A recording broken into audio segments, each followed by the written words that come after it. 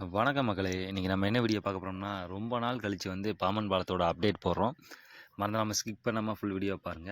இன்னைக்கு நான் தூண்டி போட்டிருக்கக்குள்ள வந்து ரொம்ப நாளா வந்து கிட்டத்தட்ட ஒரு 1 மாத காலமா எந்த ஒரு வேலையுமே வந்து பாம்பன் பாலத்தில நடக்கல. இப்ப பார்த்தோன்னா, திடீர்னு பார்த்தா ஒரு ட்ரெயின் ஒண்ணு வந்துச்சு. என்ன ட்ரெயின் அப்படின்னு பார்த்தோம்னா, இன்ஸ்பெக்டர் கார்ன்னு போட்டு அதில எழுதிருந்துச்சு. அந்த ட்ரெயின் எவ்வளோ ஸ்பீட்ல வந்துட்டுருக்குன்னு பாருங்க. புதிய ரயில்வே பாலத்தில கிட்டத்தட்ட வந்து ஒரு 80 கிலோமீட்டர் ஸ்பீடில் வந்திருக்கும்னு நினைக்கிறேன். நம்மளுடைய கணிப்பு அப்படி இருக்குது. நானும் சரி ரைட்டு ஃபுல் வீடியோ வந்து எடுத்து போடுவோம் அப்படின்னு சொல்லிட்டு தான் அந்த வீடியோ நான் எடுத்தேன். இங்கே பாருங்கள், இப்போ நான் அதுக்குள்ளேயும் சென்ட்ரு பிடிச்சி வரதுக்குள்ளேயும் அந்த ட்ரெயின் வந்து முக்கால்வாசி தூரம் வந்து நகண்டு வந்துருச்சு.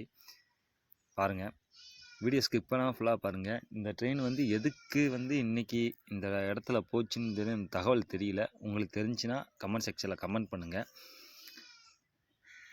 பார்ப்போம்.